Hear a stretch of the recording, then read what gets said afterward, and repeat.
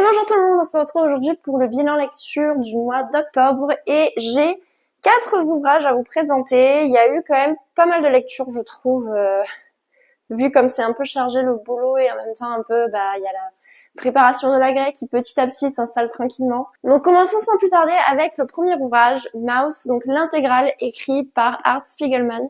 Donc là, c'est la version originale, donc en VO. Et donc, de quoi ça parle, je pense que... Enfin, c'est possible que vous le sachiez quand même, parce que c'est quand même une œuvre très connue. C'est une BD historique sur la Seconde Guerre mondiale, et en réalité, c'est le témoignage du père d'Art Spiegelman. Donc en fait, à travers les différents volumes, on va suivre, en fait, on a un mélange entre différentes temporalités. On a la temporalité où Art Spiegelman parle avec son père, pour justement en apprendre plus sur la Seconde Guerre mondiale, sur son expérience, sur ce qu'il a vécu. Et on a en même temps les moments racontés par son père qui sont montrés, mais donc là on a tous les personnages entre guillemets qui disparaissent, on a que donc son père et les autres personnes qui l'entouraient pendant la Seconde Guerre mondiale, et donc on suit leur histoire. Donc on a vraiment ces deux temporalités-là, un peu un témoin 1 et témoin 2. Et donc, on a en fait les différents personnages qui sont représentés sous forme d'animaux. Les Juifs sont des souris, les Allemands sont des chats, les Américains sont des chiens, et les Polonais sont des cochons. Et il y a aussi les Français qui apparaissent parfois, et on est forcément les grenouilles, donc c'est un peu le cliché en fait au niveau des animaux représentés par rapport aux différents pays ou autres. C'est une BD en noir et blanc, il n'y a pas de couleur, c'est vraiment... Et puis c'est aussi un style de dessin très...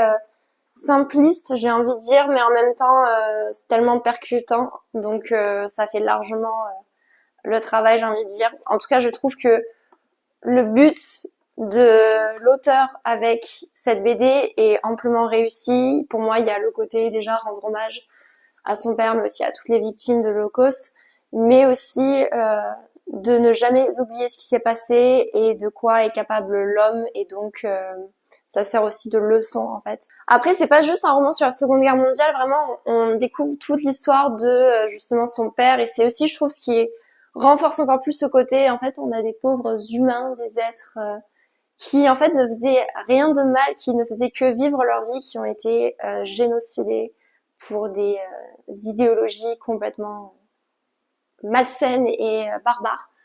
Donc en fait, l'histoire commence avant la Seconde Guerre mondiale, donc on va découvrir en fait qui est son père avant la guerre, qu'est-ce qu'il faisait de sa vie, quand est-ce qu'il a rencontré sa femme, et ainsi de suite. Et on va arriver jusqu'au moment où la guerre commence, et on va aller jusqu'à la fin, et même le après-guerre. Ce que j'aime bien aussi, c'est que en fait, comme on a la temporalité témoin 1, j'ai envie de dire, donc le témoin 2 c'est la Seconde Guerre mondiale, mais le témoin 1 c'est la temporalité où donc Art Spiegelman parle avec son père. Je trouve que cette temporalité-là permet aussi de montrer un peu les conséquences dans le présent, même si du coup c'est plutôt le passé, sur justement les victimes de l'Holocauste, leurs familles, leurs descendants. Cette BD, elle est assez costaude quand même, elle fait presque 300 pages, et on pourrait se dire c'est une BD, ça se lit très vite, mais en fait personnellement il m'a fallu pas mal de temps pour la lire, parce que il y avait des passages tellement marquants et parfois d'une tristesse infinie que en fait j'avais besoin de faire une pause, je pouvais pas tout enchaîner parce que c'était trop lourd en fait. Parce que on sait que c'est une histoire vraie, et quand on lit certaines choses, on se dit mais c'est horrible, et on commence à imaginer, à se projeter, et ça fait extrêmement peur parce que moi je suis d'une génération qui n'a pas connu la guerre en soi. Alors je vois la guerre dans d'autres pays, mais moi personnellement je ne l'ai pas vécu, mes parents n'ont pas vécu. De me dire que ça pourrait arriver à nouveau, imaginons pour d'autres raisons, ou malheureusement des choses un peu similaires, je trouve ça fou. Les dessins en fait rendent la chose encore plus marquante, et je pense que c'est très bien que ce soit en noir et blanc. Je pense que si c'était en couleur, ça aurait peut-être paradoxalement un peu comme soulagé la tension dans la BD. Je sais pas comment l'expliquer, mais je trouve que le fait que ce soit en noir et blanc, ça rend l'ensemble encore plus percutant. Et puis ce que j'aime beaucoup, c'est que même si c'est un témoignage, il n'y a pas un... Et c'est ça que je trouve en même temps tellement beau, c'est que le père d'Art Spiegelman ne ressent pas de haine en soi vis-à-vis des Allemands. Et c'est ça que je trouve beau, c'est que malgré toutes les atrocités qu'il a vécues, qu'il a subies, toutes les personnes, tous ses proches qu'il a vu mourir, et il arrive quand même à presque pardonner, j'ai envie de dire, et en tout cas à ne pas, rester coincé sur ça et se dire, je sais pas, par exemple, imaginons, je voudrais que tous les Allemands brûlent en enfer, enfin ce genre de choses, parce que il y en a forcément qui ont pensé ça, évidemment. Donc c'est ça, en même temps, c'est ce fait, enfin le fait que voilà, il y a ce message un peu aussi d'espoir de dire maintenant, il faut aussi se reconstruire, que j'ai trouvé magnifique. On continue maintenant avec un autre roman qui, franchement, est aussi lourd, mais pas dans le même sens. C'est juste qu'il est très lourd dans le sens très long à lire et un peu ennuyant. C'est un livre pour l'agrégation que j'ai dû lire. C'est le plus gros, le plus long, et je pense le plus lourd à lire et le plus chiant, hein, tout simplement. J'ai lu La vie et les opinions de Tristram Shandy Gentleman, écrit par Laurence Sterne. C'est un roman irlandais qui fait 540 pages, écrit en police 6 ou 7 max, interligne 0 ou moins 10, j'ai envie de dire. Affreux. Mais de quoi ça parle? On va suivre. Est-ce qu'on suit réellement Tristram Shandy? Pour moi, c'est pas vraiment le cas. Mais le narrateur est Tristram Shandy, qui est un... alors on sait pas en fait, parce que au moment où le narrateur raconte son histoire, on sait pas exactement quel âge il a. Est-ce qu'il est jeune? Est-ce qu'il est assez vieux? On ne sait pas exactement, c'est pas assez précis. Mais donc il va raconter son histoire. Et il va aussi partager ses opinions sur plein de choses, etc. Mais en fait, c'est très particulier parce que, par exemple, quand le volume 1 commence, il n'est pas encore né. Et ce n'est qu'à partir du volume 3 que sa mère, en fait, accouche enfin, qu'il voit enfin le jour. Donc c'est pour ça que je me dis, est-ce qu'on le suit réellement? Pas vraiment. En tout cas, mes yeux, non, parce que je trouve qu'au final, Tristram Shandy n'est pas du tout le personnage qu'on va réellement suivre. Je trouve qu'on suit beaucoup plus, par exemple, son oncle qui s'appelle Toby, avec son servant, le corporal Trim. En fait, les autres personnages principaux sont extrêmement importants et on va quasiment tout savoir d'eux, limite, j'ai envie de dire. Donc on va suivre donc son oncle Toby, avec le servant Trim, mais on va aussi suivre le révérend Yorick. On a aussi le docteur Slop qui aide à l'accouchement de sa mère. Sa mère, c'est l'un des seuls personnages en fait où on ne sait pas son prénom. C'est la mère. On ne sait pas qui c'est, on ne sait pas son prénom. Alors que son père, c'est Walter. Bon, on a ce prénom, mais pareil, au final, je trouve que ses parents sont un peu mis de côté. Par exemple, je trouve que son oncle Toby a beaucoup plus d'importance, et je pense que c'est un peu un choix de l'écrivain parce qu'on sent, enfin en tout cas moi j'ai trouvé que il aime beaucoup Toby et que pour lui c'est un personnage très vertueux et un peu un modèle, alors qu'à contrario le père de Tristram a pas mal de défauts et n'est pas aussi vertueux que ça. Mais donc en fait de quoi ça parle je pourrais pas réellement vous le dire parce que comme c'est un roman qui malheureusement fait digression sur digression sur digression et que parfois on a des diarrhées verbales, je le dis clairement, des diarrhées verbales de 30 pages qui s'enchaînent, ben, je ne peux pas vraiment vous dire parce qu'il n'y a pas de vrai fil conducteur. Il n'y en a pas. On va passer d'un personnage à un autre, d'une anecdote à une autre, et puis d'une anecdote dans une anecdote dans une autre anecdote, et ça ne s'arrête jamais. Et en fait, l'histoire n'avance pas. Et au final, on ne suit que quelques moments marquants dans la vie de Tristram, mais on en suit peut-être sur les 9 volumes, parce qu'il y a 9 volumes, peut-être 4 ou 5 au final. Mais tout le reste, ça n'a rien à voir avec Tristram, c'est des réflexions philosophiques, son père et son oncle qui vont discuter d'un sujet, son oncle Toby qui est en gros la grande passion des fortifications et il adore en gros reproduire, faire des reconstitutions de champs de bataille. Et donc on va avoir plein de pages sur ça. En fait, le but même du roman, je pense, ça a été pour l'auteur de montrer que on peut faire un peu ce qu'on veut avec un roman, je suppose. Et en fait, je pense qu'il a beaucoup joué en fait de ça et il a fait exprès de faire toutes ces digressions sur digressions, un peu comme pour tester le lecteur et sa patience, voir jusqu'où t'es prêt à aller, est-ce que t'es vraiment prêt mentalement à aller jusqu'au bout de l'histoire du roman? Parce que franchement, il y a des passages, c'était limite de la torture psychologique parce que quand ça fait 40-50 pages que ça n'a ni queue ni tête ce qui se passe et que limite en fait on comprend même pas ce qui se passe dans l'histoire parce qu'il ne se passe rien factuellement et que ce qui est expliqué ou raconté mais n'a aucun sens, ben on n'en peut plus et on a juste envie d'arrêter de lire ce bouquin. Il y avait des passages qui étaient atroces à lire, vraiment atroces et où je n'ai rien compris. Et je pense que même si je le lisais en français, la traduction française, il paraît d'ailleurs qu'elle justement, elle est pas très bonne, c'est très bancal, mais en même temps, quand on voit les tournures de phrases et les phrases à rallonge, plus toutes les digressions en plein milieu de phrase où il s'arrête. En fait, il y a énormément ça.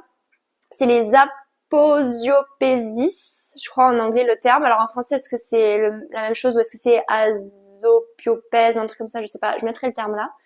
Mais en fait, ça, c'est constant, c'est permanent. On n'a que ça dans le roman, c'est-à-dire que en plein milieu d'une phrase, il s'arrête, il ne termine pas sa phrase et il en commence une autre. Donc ça y est tout le temps. Et en fait, du coup, tout le temps, en fait, on n'a que des paragraphes. Par exemple, quand il y a des dialogues, on n'a pas, je sais pas, les codes de base qui est les guillemets, retour à la ligne, etc. Là, il n'y a pas. C'est tout s'enchaîne.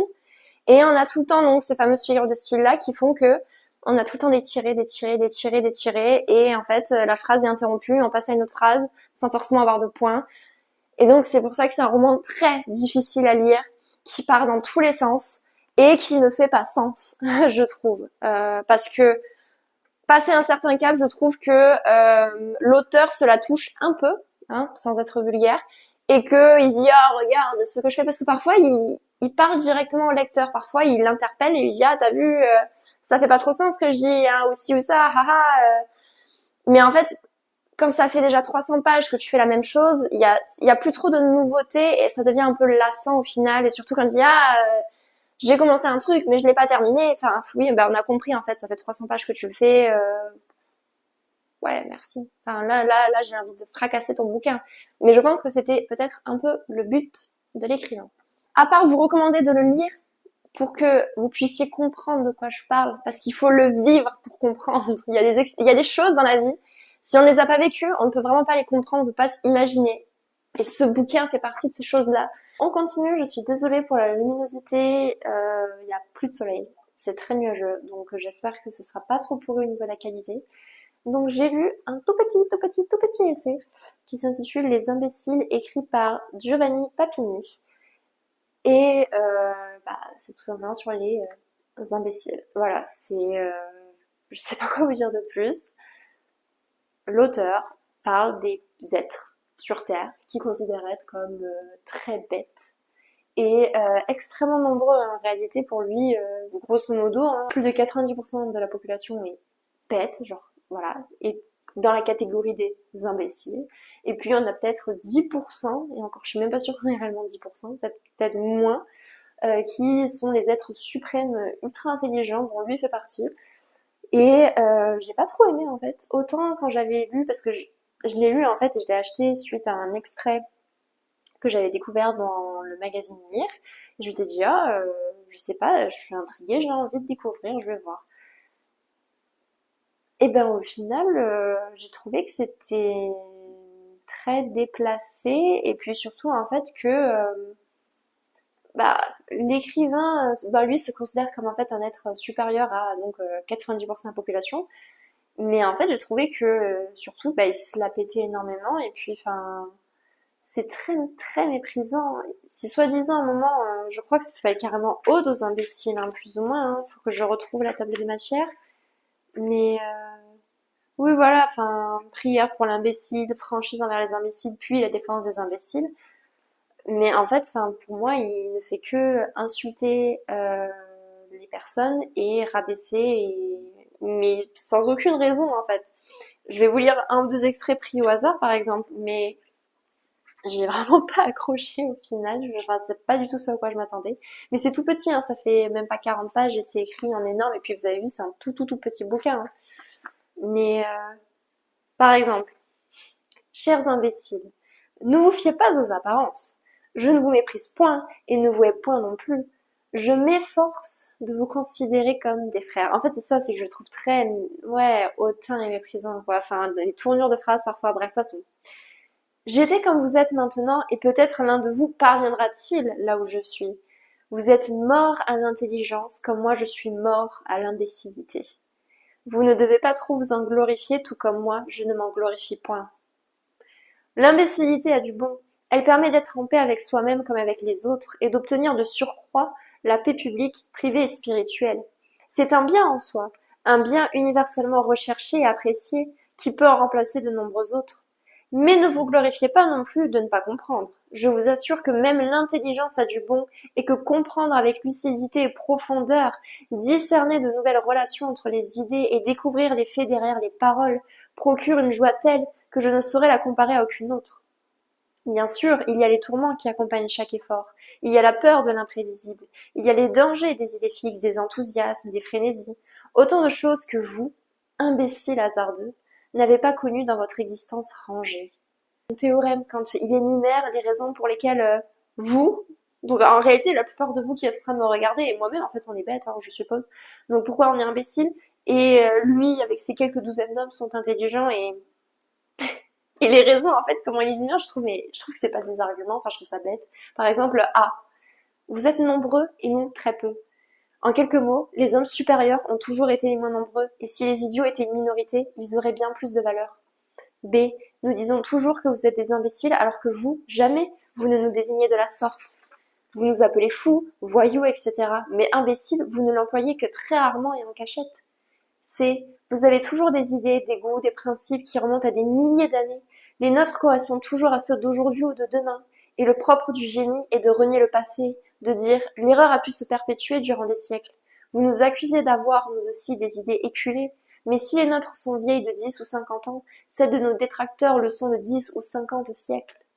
D. Vous prenez au sérieux vos idées, celles des autres et les nôtres, quand bien même vous les méprisez, alors que nous ne prenons au sérieux ni les nôtres ni celles des autres. Nous éprouvons même beaucoup de difficultés à prendre les nôtres au sérieux, et ainsi de suite, et ainsi de suite. Mais voilà, H, vous ressentez le besoin de nous persécuter, de nous faire du mal. Nous, au contraire, nous nous rabaissons au point de vous faire du bien. En vous malmenant, il se pourrait bien que l'un de vous se réveille et devienne un homme. Donc bref, je ne m'attarderai pas plus sur cet essai. J'ai pas du tout accroché avec ce que disait l'écrivain au final. J'étais vraiment partie du principe qu'il allait vraiment développer quelque chose sur les personnes qui vont dire oui, être comme des imbéciles, mais en fait je m'imaginais à quelque chose d'un peu plus bienveillant par exemple, et en fait l'ensemble tout, je l'ai trouvé très méprisant, condescendant, et au final lui-même je me suis dit bah tu ne fais pas preuve de grand génie je trouve avec ton essai, donc faudrait que vous le lisiez en entier pour faire votre propre avis. Si jamais ça vous intéresse, ça coûte 3,20 €, c'est pas cher, mais voilà. Je ne lirai pas d'autres essais ou œuvres de Giovanni Papignon en tout cas. Et on termine avec ma dernière lecture du mois d'octobre, donc Les Princes de la Nuit, écrit par Jacques Forjas aux éditions Albin Michel, qui est le tome 2 de la saga, trilogie, je sais pas combien de tomes il y aura, est-ce que c'est une duologie, des fantômes de Versailles, voilà, je me rappelle bien. Donc dans ce tome 2, on va retrouver certains personnages plus ou moins emblématiques du premier tome, donc le lieutenant général Larénie, les inspecteurs Torsac et Laruche, le commissaire de la Mare et ainsi de suite. Enfin vraiment c'est ceux-là les personnages principaux si je puis dire. Et donc on va avoir une nouvelle enquête. Donc on est toujours au siècle du roi Soleil avec des faits historiques plus ou moins réels. L'auteur du moins s'inspire de faits réels. Après je suppose qu'il y a quand même beaucoup de choses qui évidemment sont imaginées pour faire des fins de récit tout simplement. Mais donc dans ce deuxième tome qui peut se lire complètement indépendamment du premier puisqu'on n'est plus du tout sur la même histoire, on a quelques personnages du premier tome qu'on va retrouver, mais je trouve que ces personnages-là, comme ils n'étaient pas forcément très importants ou qu'à contrario ils ne sont quasiment pas du tout, ils sont très secondaires en fait dans le deuxième tome. Si on les connaît pas et qu'on les découvre, c'est pas du tout dérangeant pour comprendre le contexte ou quoi que ce soit. Dans celui-ci, on a une nouvelle enquête autour de sorcières, puisque à cette époque-là, celle donc du roi Soleil, il y a quand même eu à un moment donné une chasse aux sorcières, mais là, dans ce contexte particulier, le vrai souci, c'est que on a des femmes appelées sorcières. On a notamment la distinction entre les sorcières blanches qui seraient en gros les sorcières gentilles qui sont là pour soigner les gens et les animaux, grosso modo, et de l'autre les sorcières noires, méchantes, celles qui tuent et font des sacrifices, des choses horribles. Et en fait, eh bien, on a des meurtres en série de sorcières blanches et de médecins. Et en fait, on n'arrive pas à savoir. En fait, la vraie question, c'est est-ce qu'il y a un lien entre les fameux médecins chirurgiens et ces sorcières blanches ou non? Et surtout, pourquoi on tue ces personnes-là d'une façon très particulière? Je ne vous donne pas les détails de leur exécution, mais à chaque fois, il y a la même procédure. Et donc, on va avoir les mêmes inspecteurs, donc Laruche et Torsac, qui vont donc mener l'enquête. Donc on change un peu de style puisque dans le premier tome on était beaucoup sur le côté artistique, là on est plus sur le côté un peu plus mystique et fantastique j'ai envie de dire puisqu'on a ces questionnements autour des sorcières, donc est-ce qu'il y a réellement de la magie ou pas, on va avoir notamment l'église souterraine, je vous en dis pas plus pour que vraiment vous découvriez vous-même. Et puis on a aussi beaucoup plus le côté scientifique où aussi on va avoir justement par rapport au contexte de l'époque plein de questionnements notamment par rapport à l'âme. Est-ce que l'âme existe réellement? Est-ce qu'il est dans le corps? Où est-ce qu'il est? Et puis le fonctionnement du corps humain lui-même, le sang, les organes, ce genre de choses, où à l'époque il y a eu certaines avancées qui ont eu lieu. Donc c'est super intéressant par rapport à tout ça au niveau du contexte un peu historique et aussi d'avoir un peu un rappel de justement à l'époque quelles étaient les perceptions, les visions des personnes sur différents sujets par rapport à nos jours. On voit que quand même il y a un fossé assez important. Et puis surtout, moi j'aime beaucoup le côté un peu mystique avec voilà ces questions de sorcières, d'alchimistes par rapport à l'époque et puis comparer comment ces personnes-là étaient perçues ou non. Dès qu'on commence à faire un peu des mélanges avec des herbes, limite on est considéré comme une sorcière à cette époque-là. J'ai clairement préféré ce tome 2 au premier tome parce que j'ai trouvé les personnages beaucoup plus attachants au final, surtout en fait les inspecteurs Torsac et Laruche qu'on va beaucoup suivre.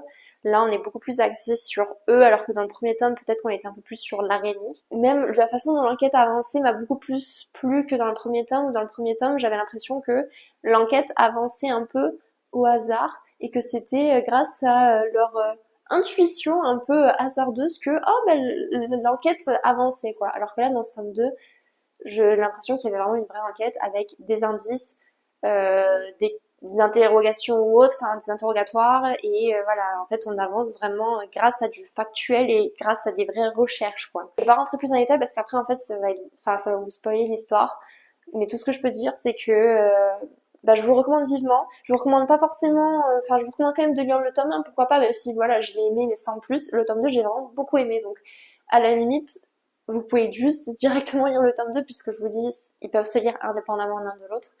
Ça y est, c'est la fin de ce bilan donc de mes lectures du mois d'octobre. Il y avait un peu de tout au niveau des styles et des genres. N'hésitez pas comme toujours dans les commentaires à réagir en me disant si certains de ces romans vous intéressent ou pas, ou si vous les avez lus. Et dans ce cas-là, qu'est-ce que vous en avez pensé? Est-ce que vous êtes d'accord ou pas avec mes points de vue et parfois rapides analyses? N'hésitez pas également à soutenir cette chaîne en mettant un pouce en l'air, en commentant, en partageant ou encore en vous abonnant si ce n'est pas encore fait. On se retrouve très bientôt pour une autre vidéo. En attendant, portez-vous bien. Ciao ciao!